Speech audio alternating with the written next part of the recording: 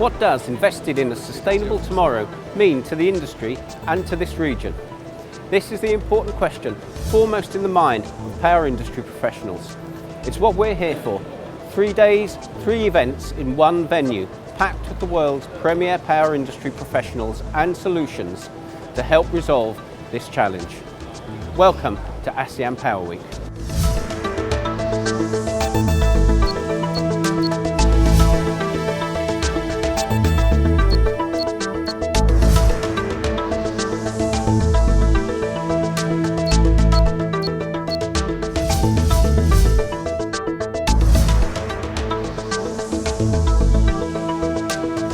PowerGen Asia, Renewable Energy World Asia and the PowerGen Asia Financial Forum has created Asia's largest annual conference-led exhibition, which has been connecting power generation professionals and related sectors for the past 23 years. The greatest value delivered here, of course, is the opportunity to share knowledge and exchange ideas. The keynote session is the perfect venue for this and is the mainstay of the ASEAN Power Week. In this year's keynote session, some of the industry's top issues have been highlighted and discussed.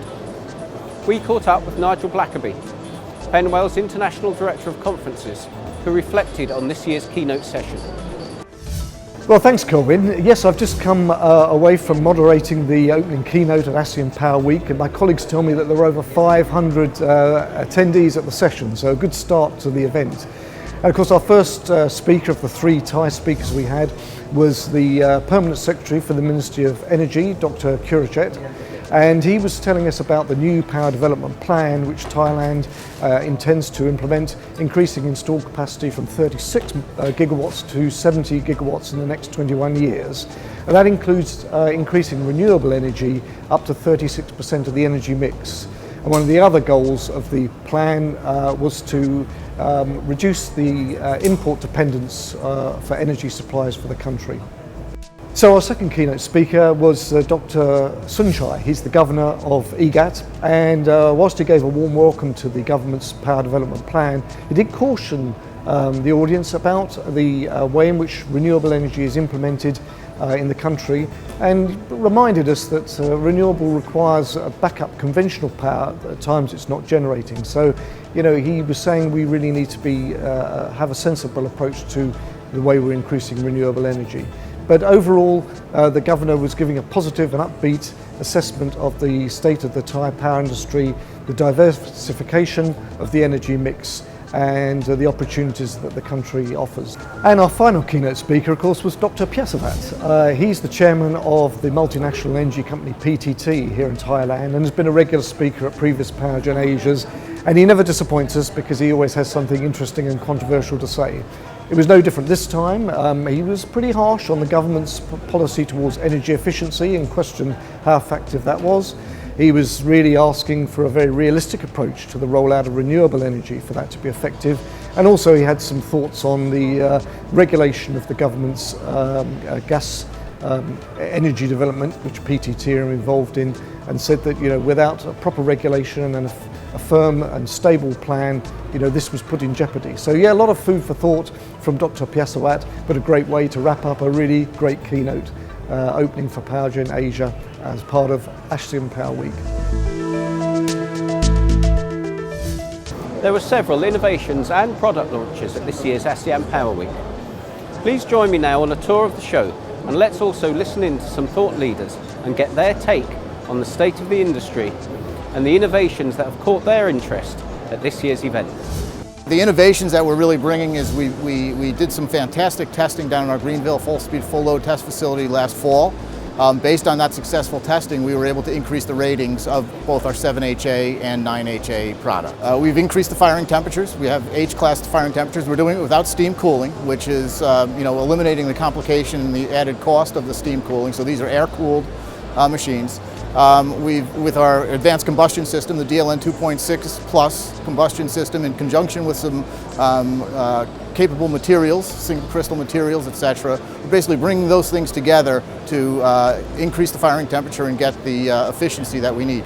The testing really gave the insurance industry the confidence and the customers the confidence to really stand behind this product and really accelerate the introduction into the industry.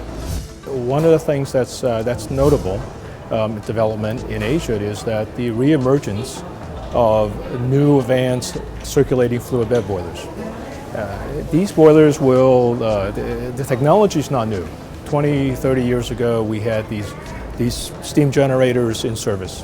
What is key is that they are being reused today, higher efficiency, lower emissions, and the ability to burn a very diverse and sometimes very poor fuel is vital to the development of Asia.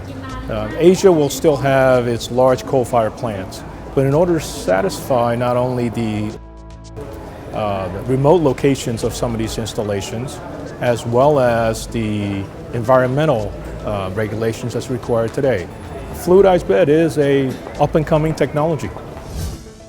What I hope that the attendees of our session tomorrow morning take away from my presentation is that they are intrigued by the possibility of Pakistan as an investment source for energy production. The biggest factor is that the demand for energy in Pakistan is huge and is expected to grow exponentially over the coming decades and is hungry for more power capacity.